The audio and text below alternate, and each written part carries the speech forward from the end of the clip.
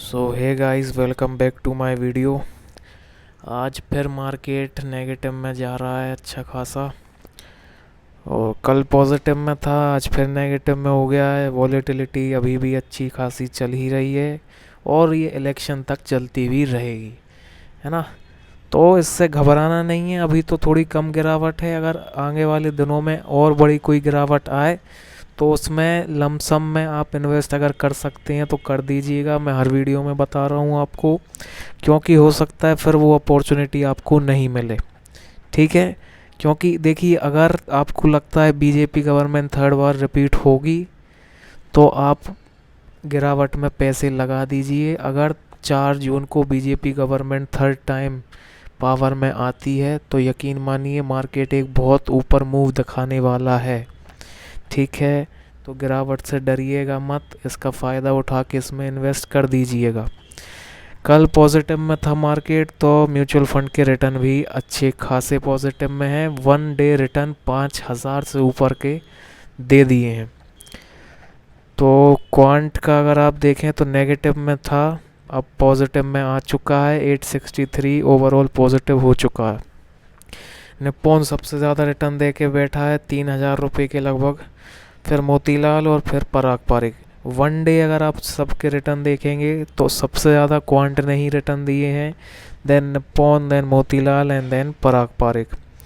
ये XIR देख सकते हैं, क्वांट का नेगेटिव में था, पॉजिटिव में आ चुका है। और अभी सबसे ज़्यादा XIR मोतीलाल का है, आगे ये बदलता रहता है।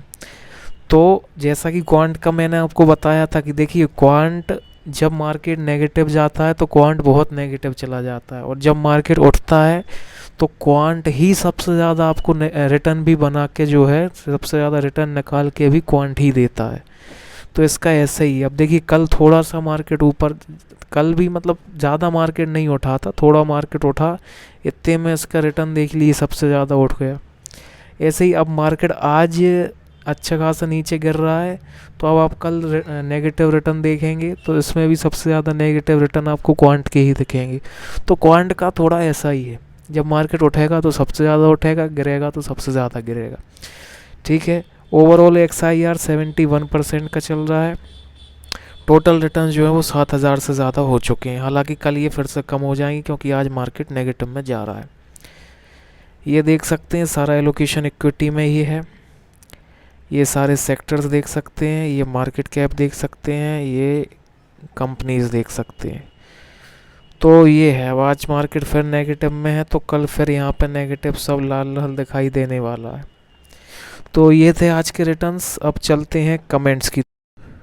तो ये भाई पूछ रहे हैं कि क्वांट मिड कैप या Motilal mid cap which is best, और इनको रिप्लाई दिया है एक भाई ने कि HDFC opportunity mid cap is much better than both. तो देखिए भाई, सबसे पहले तो मैं इनका जवाब दे देता हूँ कि क्वांट मिड कैप या मोतीलाल मिड कैप।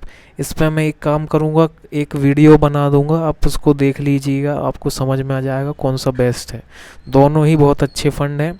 और ये सागर जैन भाई कह रहे हैं कि HDFC opportunity mid cap is much better. तो देखिए भाई, अगर आप पिछला डेटा उठा के देखेंगे ना, तो क्वांट और मोतीलाल दोनों ने ही HDFC से ज़्यादा रिटर्न निकाल के दिए हैं। पिछले 5 साल 10 साल का आप निकालेंगे ना, क्वांट और मोतीलाल दोनों ने ही HDFC से काफ़ी अच्छे रिटर्न निकाल के दिए हैं। HDFC अपॉर्चुनिटी भी काफ़ी अच्छा फ़ंड है, मैं ये नहीं कह रहा ये बेकार फ़ंड है, लेकिन आप कह रहे हैं क्वांट और मोतीलाल से काफ़ी ज़्यादा अच्छा है, तो ऐसा नहीं है। मोतीलाल और क्वांट ने HDFC से कई ज़्यादा रिटर्न निकाले हैं, तो ये भी बहुत अच्छे फ़ंड हैं। और हाल फिलहाल ये HDFC अपॉर्चुनिटी से अच्छे फ़ंड क्वांट और मोतीलाल ही दिख रहे हैं।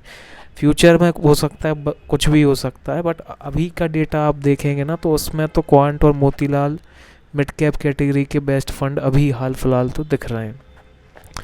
उसके बाद नाइस, थैंक यू भाई, थैंक यू। एंड ये भाई कह रहे हैं वेरी हाई रिस्क। तो इन्होंने मेरा पोर्टफोलियो देख के ये कह रहे हैं कि वेरी हाई रिस्क। तो देखिए भाई, मैं हर वीडियो में कह रहा हूँ कि जो स्मॉल कैप फंड है, it is best for long term and it is verse for short term. Long term में स्मॉल कैप से अच्छी कोई चीज़ नहीं है और शॉर्ट टर्म में स्मॉल कैप से बुरी कोई चीज़ नहीं है। मैं दोनों बता रहा हूँ आपको। अगर आपको इन्वेस्टमेंट करना है तो शॉर्ट टर्म में स्मॉल कैप से बिल्कुल दूर रहिए, अगर आप शॉर्ट टर्म के लिए हैं तो। लॉन्ग टर्म में स्मॉल कैप की रिस्क जो है ना वो बिल्कुल नेग्लिजिबल हो जाती है, कोई रिस्क नहीं रहती लॉन्ग टर्म में। शॉर्ट टर्म में ज़रूर मैं हर वीडियो में बता रहा हूँ कि शॉर्ट टर्म में आपको स्मॉल कैप रुला सकता है, बहुत दिक्कत देगा। हो सकता है शुरू के 2-3 साल तो आपको जितना प्रॉफिट मिला हो 2-3 साल में वो फिर नेगेटिव चला जाए, इतना ऐसा भी होता है स्मॉल कैप में, वो मैं बता रहा हूँ आपको। लेकिन जहाँ आपने इसको 6 साल 7 साल 8 साल 10 साल इतना होल्ड कर लिया ना, वहाँ आपको इससे ज़्यादा रिटर्न कोई बना के नहीं देने वाला, इस बात की भी गारंटी है। ठीक है, तो उस हिसाब से आप इन्वेस्टमेंट करिए कि आपका टाइम हॉरिजॉन कितना है, रिस्क फैक्टर आपका कैसा है। तो स्मॉल कैप से बढ़िया कोई चीज़ नहीं है लॉन्ग टर्म में। तो ये थे आज के कमेंट्स, आई होप आपको समझ में आ गया होगा। एंड आपको कुछ भी सवाल हो म्यूचुअल फंड से रिलेटेड, पोर्टफोलियो से रिलेटेड या स्टॉक से रिलेटेड, तो आप मेरे से कमेंट में पूछ सकते हैं, मैं आपको रिप्लाई ज़रूर दूंगा। Thank you for watching the video.